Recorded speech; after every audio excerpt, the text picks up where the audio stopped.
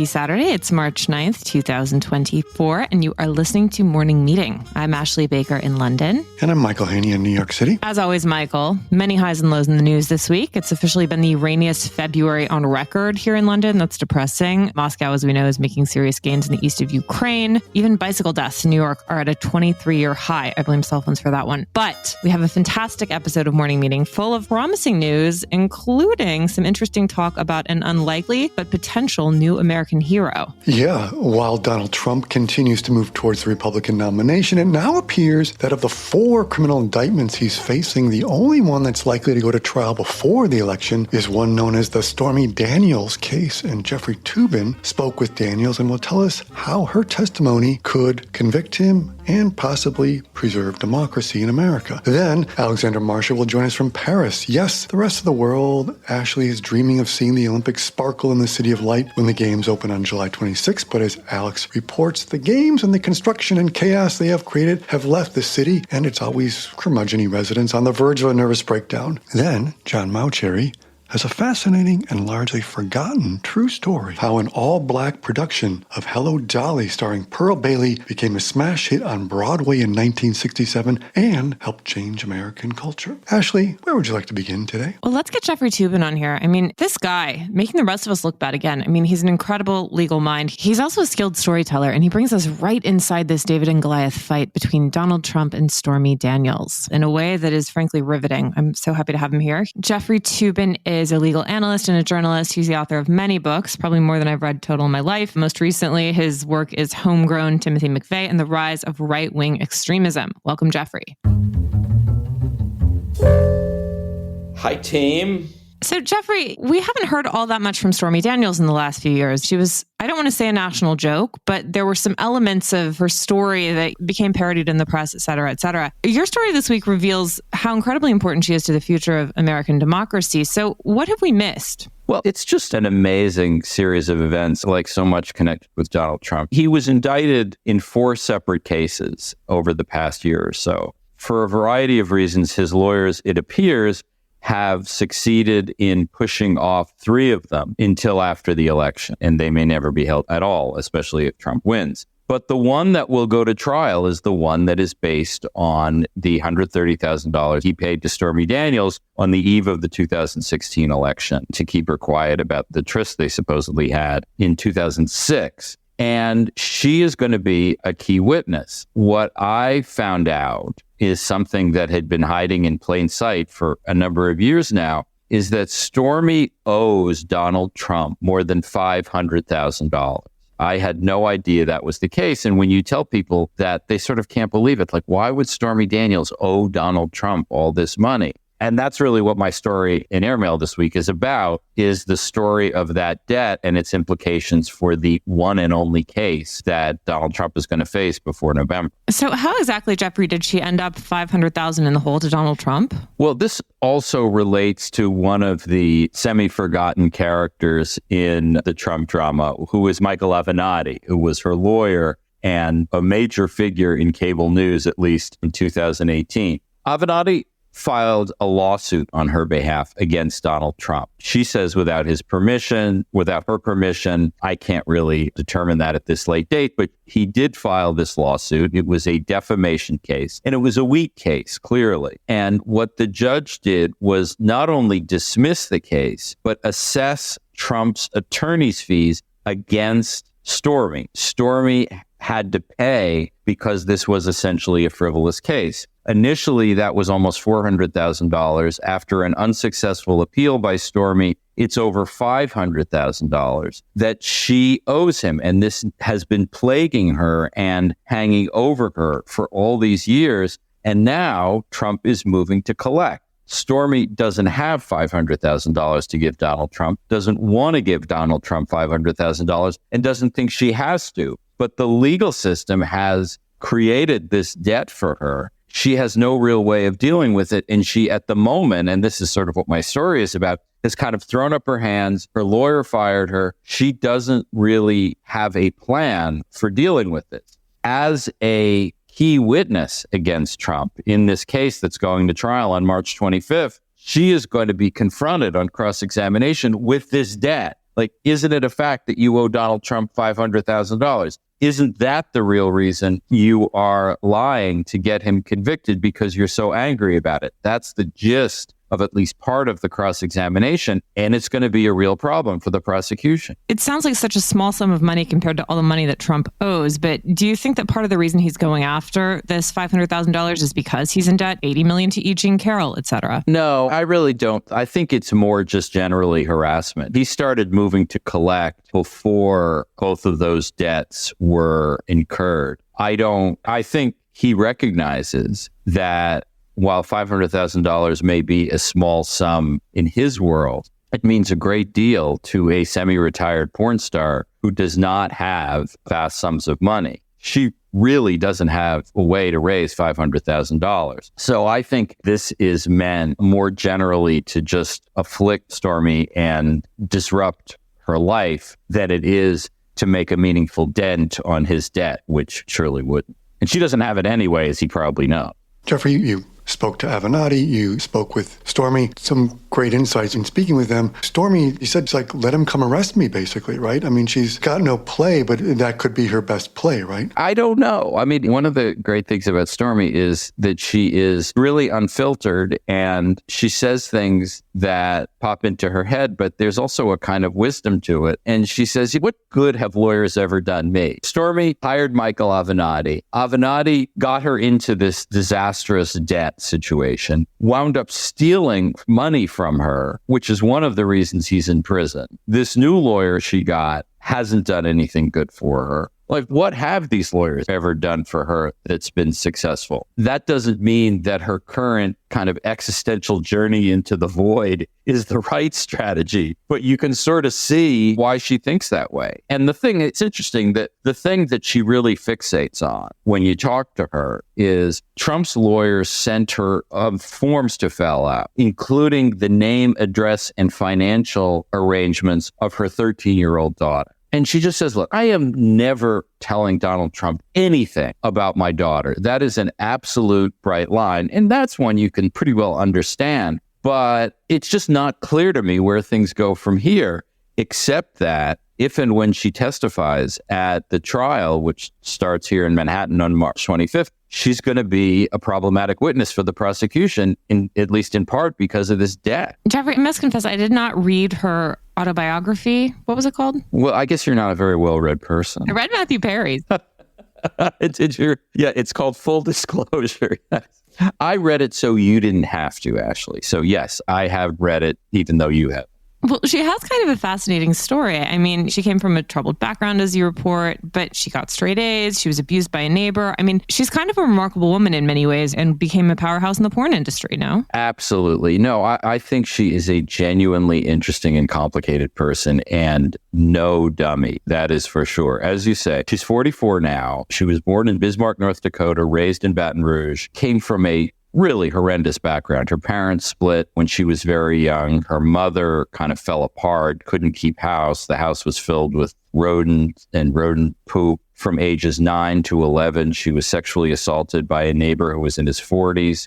At 17, sort of on a lark, she started stripping and turned out to be good at it, made some money, and went into the porn industry. But unlike so many people in the porn industry, she did not destroy her life with drugs and booze. And her intelligence, which, as you mentioned, she was a top student in high school, editor of the school paper. She's become both a director and a writer in the porn industry. She has had some bit parts in mainstream movies like The 40-Year-Old Virgin. And she has been a real entrepreneur in her life, notwithstanding the fact that she is a porn actress and people may make judgments about that. And the funny thing about Stormy is she kind of has a sense of humor about the craziness of her life. I mean, she proudly got breast enhancements at a very young age, and she has nicknamed her breasts Thunder and Lightning. I mean, it's hard not to get a kick out of some of the things she does.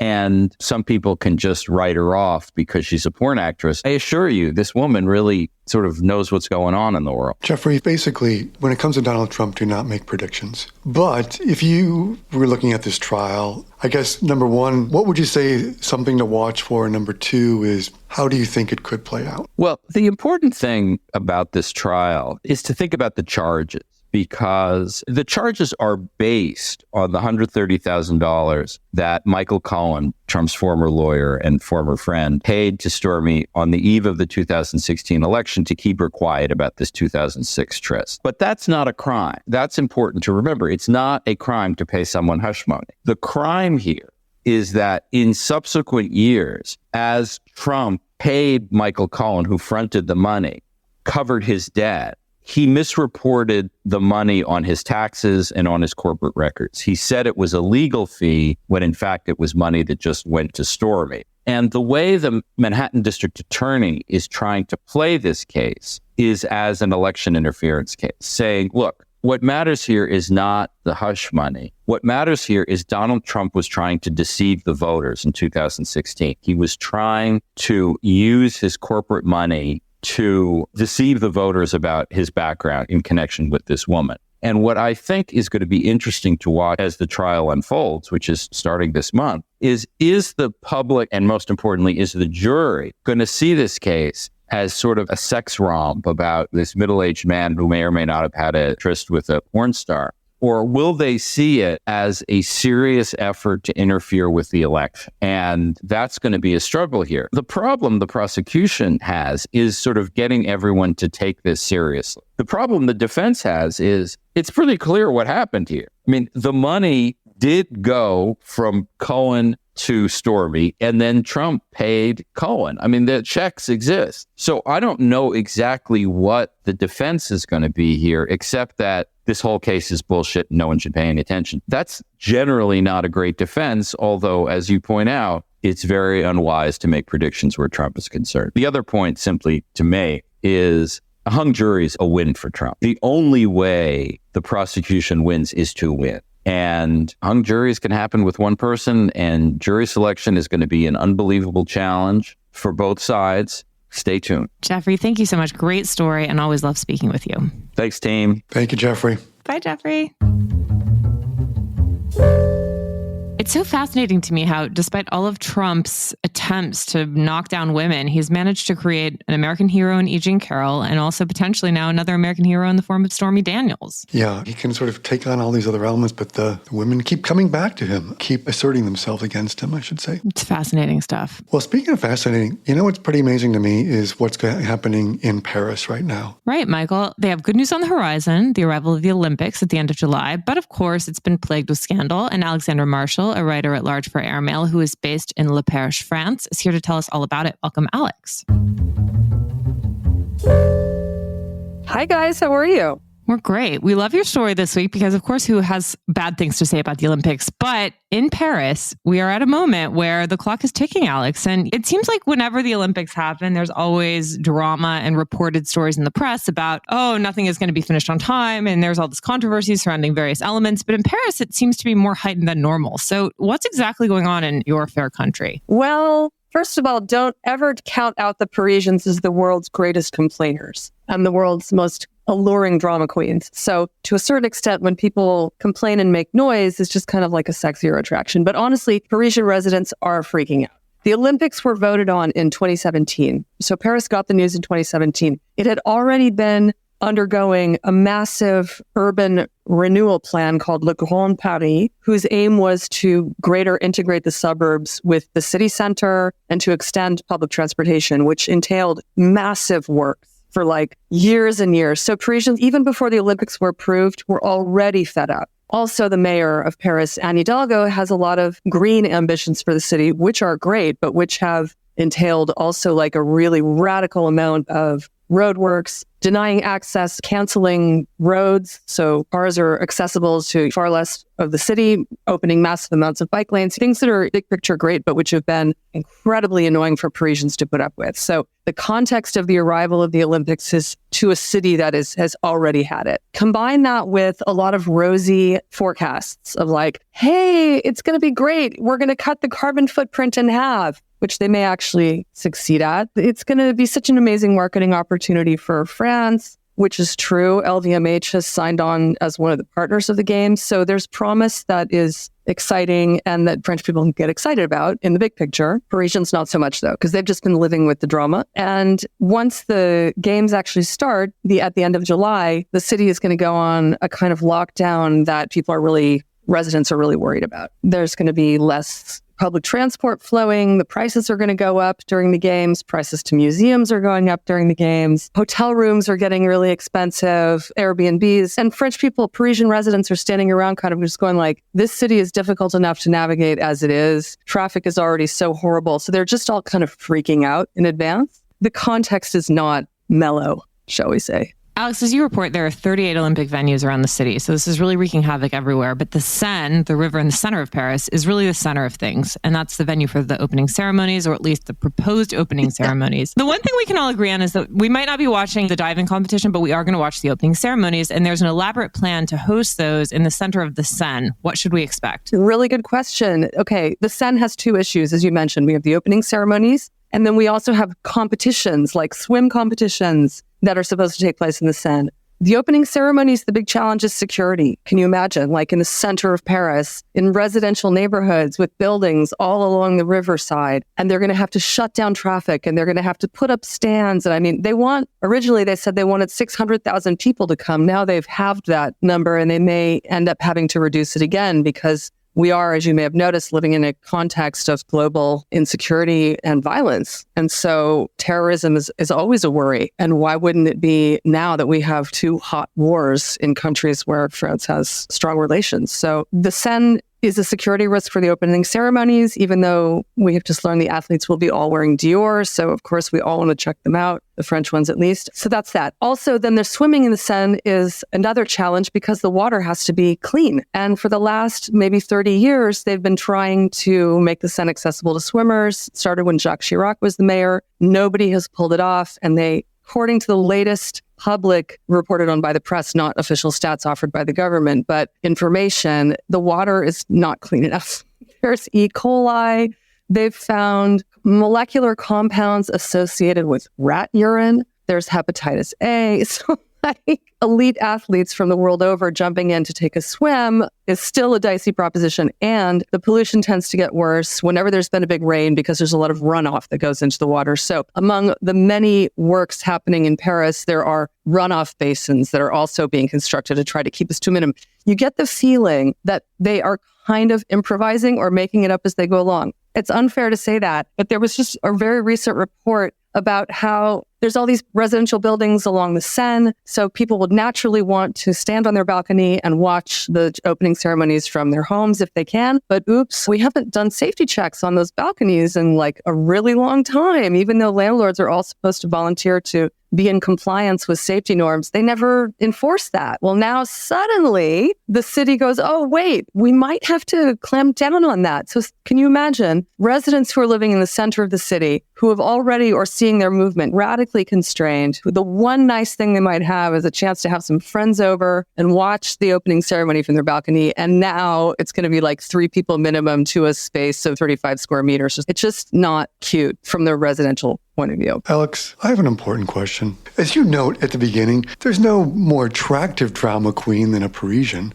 We all love Paris. I love Paris more than anyone, or as much as anyone. But I'm just noting all this sort of drama that they're forecasting for Parisians. The games open, I just want to note, July 26th, which is essentially August 1st. Where do Parisians go in August? They're never in Paris. I've been in Paris in August. They're not there. None of these people are going to be there. Well, not everyone can get out. I mean, the people who I spoke to in the story could not. And some even are like interested in going to the games. But yes, it's true. Paris deserts itself, but normally what replaces Paris, those Parisians are just the normal summer hordes of tourists, which are already a big deal, but now add to that. And the games, the French media has been reporting that a large amount of the forecasted visitors to the games are going to be actually French people who are just coming in from the province. So it's going to be a different wave of people coming and going than the usuals. And there will be more people coming in total than the average sort of summer tourism visitor forecast. So the Parisians themselves who can leave are leaving, absolutely, but not all of them can, and they're freaked out. Alex, the woman at the center of all of this is Anne Hidalgo, the mayor of Paris, and she's an ambitious politician. But as you write in her story, she isn't really acting that way at the moment. How has the relationship between Anne and her constituents evolved over the course of this Olympics debacle? Been terrible. I mean, again, as we mentioned before, Parisians have been fed up with the constant roadworks and the drama and the traffic for a long time already. Then we had COVID, which was kind of actually, for some Parisians, a break in all the drama.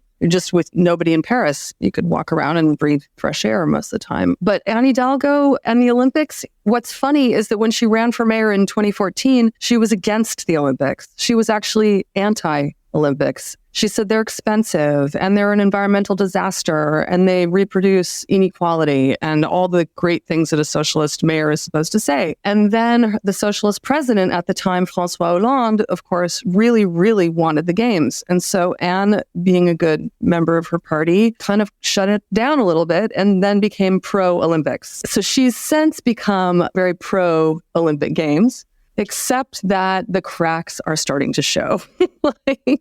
She's the one who is going to take a lot of blame if things go wrong. So to a certain extent, it's fair enough for her to be apprehensive. But one wonders if she's not starting to sabotage her fellow stakeholders in the games. She's been talking about how the transport system isn't going to be ready, which sets everyone's hair on fire. She's not getting along with the head of the Olympics committee. She's not getting along with Macron's Minister of Sport. She's kind of bit of a sourpuss around all of this. And you almost wonder if she is staking out a position of like, I told you guys all this was going to be terrible. It's hard to say. It all depends on how the games go. And Ashley, what do you and Michael, what do we three know more in Paris than a fashion show? And how many times have those shows been 3:00 in the morning the night before, getting set up, last minute Scotch tape, and suddenly it's all incredible. So they could end up pulling it off and then she'll bask in the glory. But you sense that she's like staking out a position of, if it all goes bad, I told you so, or something like that. That doesn't seem very French to me. That's not a French. To be pessimistic and forcing your fence? Impossible, no. Never. Disaster, no. Well, but what's weird, though, is that, again, we don't know whether she's running for mayor again or not. So that's another open issue. To your question, I mean, come on. It's Paris, it's the Olympics. I would predict also, like, on TV, it's going to look amazing. And you're right, like, no one knows how to put together a spectacle like the Parisians. Maybe you don't want mimes on the opening ceremonies, but other than that, it's the most photogenic city in the world. Exactly. And the idea of doing the opening ceremonies down the Seine on that stretch was between the two of the really central bridges, so you'll have absolutely stunning, glittering views. It's like you can totally understand why everybody is pushing to make it happen. At the same time, very publicly, all of the organizers involved have said there is no plan B for the opening ceremonies. Well, Alex, if there's one thing we're looking forward to, it's speaking with you more about this as the date approaches. And Michael and I decidedly will not be in Paris for the Olympics. We look forward to watching it with you on TV. Exactly. All right. Good to talk to you guys. Take care. Thank you so much. Thanks, Alex. Bye. Okay, so the Olympics in Paris look like it's going to be a nearly impossible production. And yet, that was certainly not the case in 1967, when an all-black production of Hello, Dolly was a smash sensation on Broadway. John Mauchery is here to tell us all about that moment. John is a conductor and a writer. He's currently working on a book called Broadway Black and White, Assimilation and Activism in the Broadway Musical, along with his colleague John McWhorter and with the musicologist Michael Gilden. Welcome, John.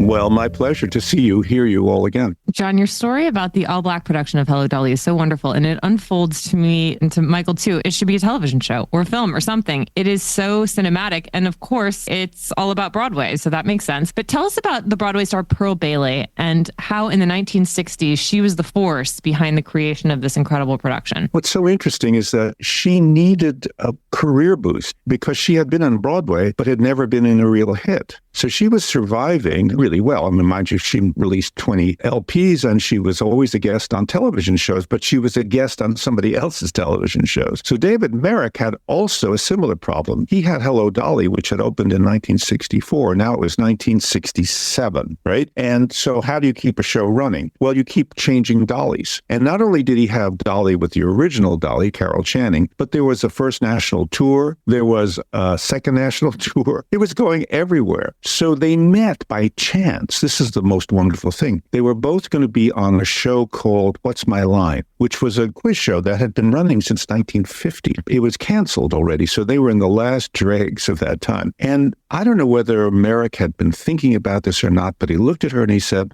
I've got an idea for you. And she said something like, I'm all ears. And the idea was to cast Dolly with her as Dolly. Now, Hello, Dolly, all-white cast in the whole history of not only Hello, Dolly, but the play it's based on and the play it's based on. So the idea of doing this is so brilliant. So they signed a contract and they kept it a secret for something like 8 or 9 months. And you can imagine how hard that is. You've got Ginger Rogers is playing it on Broadway. You've got Mary Martin. You've got people all over the country keeping this a secret. So he had to figure out how he was going to cast it. Was it interracial? And he had the idea, this brilliant idea, of the entire cast being Black. Now, what does that mean? That meant that not a word, not a choreographic gesture, no new songs, no jazzing it up for Black people, just performing the exact same show that 2 nights before was being performed by an all-white cast with an all-Black cast. Now, this really was one of those celebratory moments in 1967, because we're in the era just after the Civil Rights Act is passed, the Voting Rights Act is passed, and it became a kind of a party in which white people, Black people, anybody in between were invited to celebrate.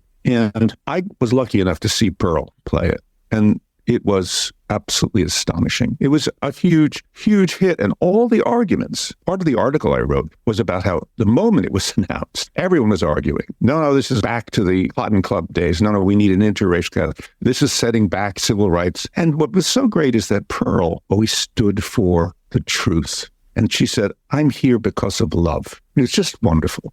And I can tell you, sitting in the audience, she comes out and she loves you, you love her, and everybody gets to celebrate. It's a real moment in Broadway history, the history of Black performers and writers and white writers who all the way through the century were working on subliminally changing the attitudes of America towards civil rights. John, how did the press respond? I mean, we know that this show was a smash among the public, but tell us about some of the reviews that came out. Well, they were ecstatic. And in fact, the New York Times started with, I was really worried that this was just going to be the worst thing ever. And the moment she came on stage, she took the whole show and wrapped it around like a boa and just took over. Everybody went nuts. I mean, even Jackie Robinson, you ready for this? I mean, the great baseball player, civil rights activist, writes a review and says this show should be taken to the inner cities. People were writing this Black injection into the material was so great that maybe every show needs this. It was an amazing moment in all of the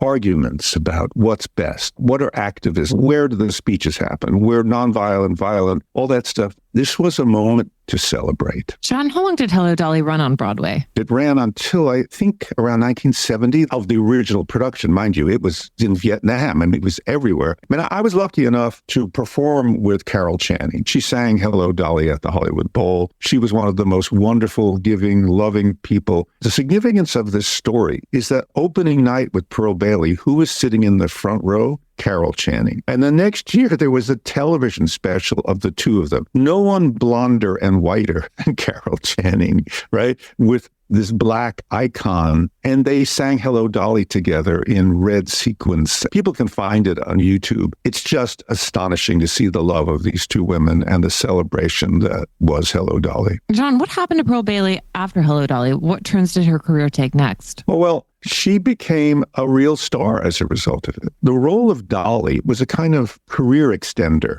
So people even like Dorothy Lamour, who played it, Mary Martin, Ethel Merman, Ginger Rogers, you go through the list. It took women of a certain age whose careers had kind of like gone into a kind of a limbo, and it extended them because it's a love fest. And the way it was staged, you see, with that passerelle where in the song Hello, Dolly, she actually comes down and is looking at the front row of the audience, was a kind of a love fest. I mean, it just happened with Bette Midler just a few seasons ago. Same thing. A miraculous piece of writing. And Jerry Herman, of course, score was just brilliant. John, one of the things I found very poignant and powerful in your story is when President Johnson then came backstage to see her as well. Well, this was also an extraordinary thing. Before it opened on Broadway, it tried out in Washington. So it's running on Broadway, it's on tour, and this whole new set All the costumes are built and they're trying it out in Washington. And Pearl, who was an extraordinary person, I regret never having performed with her. She wrote to the White House. She wrote to President Johnson. And she had this idea of how to solve the world's problems. And when Johnson read the letter, he and Lady Bird came to a matinee. And they came for Act 2, didn't see Act 1. And he went crazy. I mean, it was a moment where he was tapping his foot and he came up on stage. It's a great picture, which is in the article, on stage with Lady Bird, with Cab Calloway on one side and Pearl Bailey. And he shook hands with every member of the cast. It's a little bit of like what Truman did before Porgy and Bess in the 1950s went on tour to Europe. Again, before it went on tour to Europe, President Truman, it was the middle of August, and of course he was not in Washington, like no one should ever be in Washington in August. He flew back, he saw it, he shook hands with everyone, and then the tour of Porgy and Bess went off to Europe. And it again became, here's a moment where black and white artists work together to bring the melting pot to celebrate the great part about America. Changing hearts and minds through entertainment is a very kind of sneaky way to do it, right? Because it's not a speech. It's not a firebrand speech. It's not signing legislation, though it can lead to signing legislation. When you start to change people's attitudes, and why Broadway? Well, for the first half of the century, last century, the audience was white and they were rich. They controlled the levers of power. So if you put material into a white show in which a black person becomes the best person in that story, you start to change people's minds. And that's the achievement here. That's the most amazing thing. So the Pearl Bailey story is just part of this tremendous history of the last century. Well, John, it's an incredible story, and the context that you bring to it is really unparalleled. Thank you so much for it. Well, my pleasure. Thank you for having me. It's such a pleasure to be with you today. Thank you.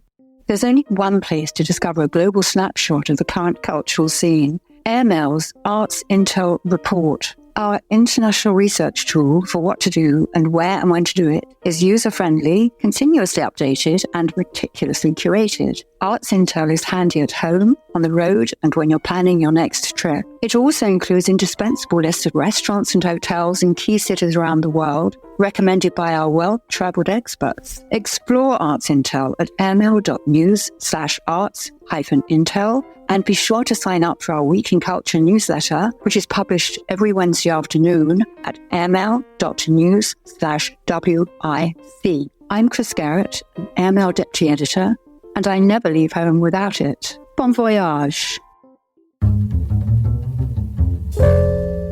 Michael, it is the weekend. I know you've got something you can recommend. Well, I do. I've got two things. One is a new restaurant here in this city that I'm very excited about. Actually, were you living in New York City when Don Angie opened? Oh, yes. I loved it so much. I only went a few times, but I wish I could go back right now. Okay, yes. It opened up a few years ago and sort of became fantastically famous for its two chefs, Angela Rito and Scott Tuccinelli. And I'm happy to say they've got a new place just next door in the old space, if you know New York City, where Benny's Burritos used to be over there on Greenwich Ave. It is a place called San Sabino. I went to tasting the other night. It's fantastic. And beginning actually with, you know what I gave up on a long time ago is ordering spaghetti alla vongole anywhere because it always just has no taste. I had it there. They have a version of it and I felt like I was eating it. I felt like it was right back in Positano. It's so salty and briny and good. Delicious. They have this fantastic steak. The pastas are amazing. It's called San Sabino here in New York City. And secondly, have you seen American Fiction yet? Love, love, love. Jeffrey Wright, king of my heart. Let's talk about it. What do you love about it? Well, first of all, it's a bit of a send-up of the book industry, which in our universe, we always love. He's just an incredible actor. I mean, he's already played so many really wonderful roles, but I feel like he really shines in this one. It's terrific. It's just sort of continuing our theme. It's Oscar weekend. And if you haven't caught up on this film with Jeffrey Wright, you're exactly right. One of the true greats of acting, nominated for an Academy Award for this, for Best Actor. And as you say, it's a terrific send-up of the publishing industry and identity, right? It made me want to go back and read the book that it was based on, a novel also called, have you read that, Michael? It's called Erasure by Percival Everett. Came out in 2001. I have not read it, but it came out like 20 years ago, right? Yeah. You can sort of imagine that it took a while to get made, and I'm sure there were bumps along the road, but man, pretty incredible film. Yeah, for those of you who don't know the story, Wright plays a frustrated novelist professor who never has been a bestseller, and he decides to write this satire of a stereotypical quote-unquote black book, only for it to become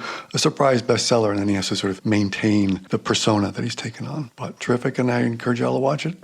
It's available now, streaming on Apple Plus TV. Wonderful. And you, my dear? I'm just reading Demon Copperhead and The Bee Sting. So between the two of those, I haven't been reading anything new. But I will say thank you all so much for joining us. We wish you a wonderful weekend. Michael, will you please read us out?